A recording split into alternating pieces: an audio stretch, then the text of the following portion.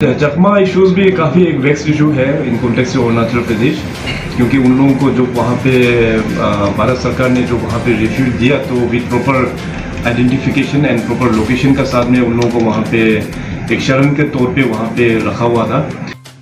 इसमें अपना BEFR 1873 जो ILP जो बाहर के लोग भी वहाँ अगर जाना है तो ILP का ज़रूरत होता है।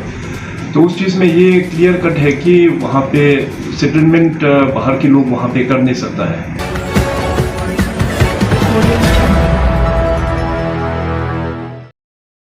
Good morning everyone.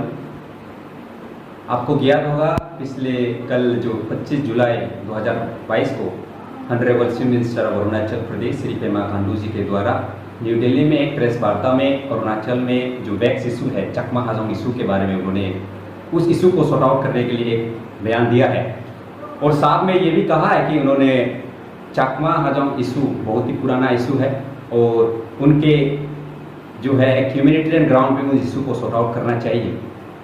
और उसके साथ साथ में ये भी कहा है कि इन्होंने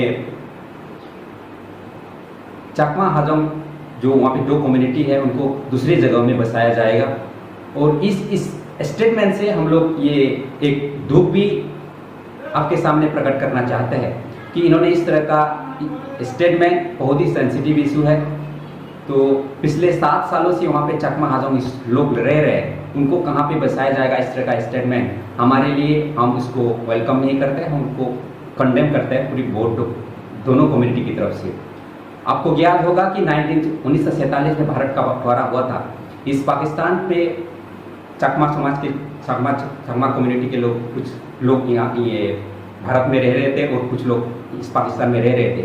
जो हमारे पूर्वज थे यानी कि परदादा लोग थे उस समय 1964 में इस पाकिस्तान में चले गए। उनको ये पता नहीं था कि वो इस पाकिस्तान में चले गए। उन्होंने उस समय भारत का तिरंगा भी पहराया था, उससे 3 दिन तक पहराया कंटिन्यूसली। उसके बाद उनको बांग्लादेश के आर्मियों ने जो कि इस पाकिस्तान के आर्मियों ने उनको मारा पीटा और वहाँ पे अत्याचार भी हुई है। उसी के सिलसिले में 16-17 सालों के बाद कांग्रेस को 1967 में ये एहसास हुई कि चकमा लोगों के साथ अन्याय हुई है। तो उन्होंने जब इंडो चाइना वार 1962 में चल रहा था, अरुणाचल में काफ़ी लंबे एरिया को इन्होंने कवर किया था चाइना आर्मीज ने। उस समय इनको ये लगा कि काली जगह भी खाली है, तो वहाँ के 3 समुदाय जो मेजर कम्युनिटीज़ है चांगलांग डिस्ट्रिक्ट में, कामती, चिंपो एंड तांगसा, उन कम्युनिटी के कंसल्टेशन से हमारे चकमा और हाजोंग कम्युनिटी को वहाँ पे बसाया गया है। एक ह्यूमन सील की तरफ ये किया गया है। उस समय नॉर्थ ईस्ट फ्रंटियर एजेंसी हुआ करते थे। तो इसके बाद एक डिफिनेट प्लान के साथ इनको वहाँ पे लाया गया है।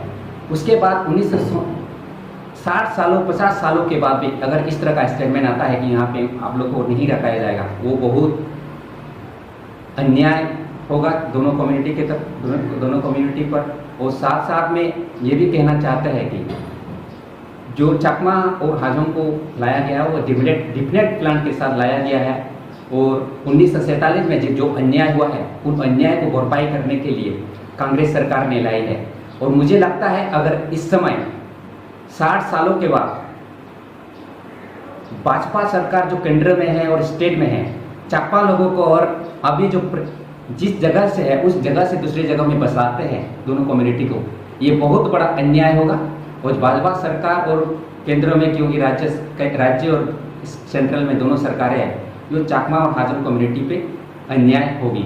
तो इसलिए मैं कहना चाहता हूँ जो 2020 में ईटानगर में हमारे ऑनरेबल चीफ गृह मंत्री अमित शाह जी के द्वारा हमारे चकमा हाजोंग डेलीगेशन से बात हुई है। उस समय स्टेट की तरफ से भी रिप्रेजेंटेटिव थे, हेमंत विश्व शर्मा जी भी थे। उन्होंने ये बात साफ सत्रों में कहा कि केंद्र सरकार हमारे इशू पे बहुत ही कंसर्न है, वो इशू सॉर्ट आउट होगा और विद इन द स्टेट होगा। इस इशू को, इस स्टेटमेंट को अमल करना चाहिए। और हम दरख्वास्त करना चाहेंगे जो ये कह रहे हैं कि ILP इशू है। ILP इशू 1996 में और 2015 में ऑनरेबल माननीय सर्वोच्च न्यायालय में ऑलरेडी कहा है कि चकमा लोग एक डिफिनेट प्लान के साथ वहाँ पे बचाया गया, उनको ILP की कोई ज़रूरत नहीं होगी। इसी संदर्भ में गुवाहाटी हाईकोर्ट ने भी साफ सूत्रों में 2013 में कहा कि चकमा हाजोंग लोगों को वहाँ पे एक डिफिनेट प्लान के साथ बचाया गया है, उन पर ILP लागू नहीं होती है। और BEFR जो Bengal Eastern Frontier agent regulate act है, उस एक्ट जो कि 1873 में ब्रिटिशों के द्वारा बनाया गया है, उस लॉ को और हम बेस मानकर चकमा लोगों को एक अन्याय करते हैं, तो ये बहुत मेरे हिसाब से बहुत नाजायज होगा। केंद्र की तरफ से भी और स्टेट की तरफ से उसको संघीय दोनों सरकारों को एक उस पर विचार करना चाहिए और इस तरह का स्टेटमेंट कभी नहीं देना चाहिए। और मुझे लगता है और हमारी पूरी कम्युनिटी, दोनों कम्युनिटी चकमा और हाजोंग कम्युनिटी इस पर अधिक है कि हम लोग अगर हम लोग को कहीं दूसरी जगह में ले जाना है तो आप लोग को गोलियों से बुन कर ले जाना पड़ेगा, क्योंकि हम लोग पिछले 60 सालों से हमारे इमोशन जिस तरह अटैच्ड है इस जगह से, हमारे परदादा लोग यहाँ पे मरे हैं, हमारे दादा लोग यहाँ पे मर गए हैं, हम यहाँ से कहीं जगह छोड़ के एक कदम भी आगे नहीं जाएंगे, एक कदम भी इधर उधर नहीं करेंगे। हमारे स्टेटमेंट को एक इमोशनली और एक सीरियसली लिया जाए। Before taking any statement any step, केंद्र और राज्य दोनों सरकारें चकमा समाज में जो CBOs है उन CBOs के साथ बात करना चाहिए, एक पॉजिटिव कंक्लूजन आना चाहिए, ना कि तरह तरह की बयान देकर दूसरे डिफरेंट यूनियन एसोसिएशन के प्रेशर स्टेटमेंट ये प्रेशर में आकर तरह तरह के इस तरह के साइलिश स्टेटमेंट देने से बच के रहना चाहिए। नमस्कार, धन्यवाद।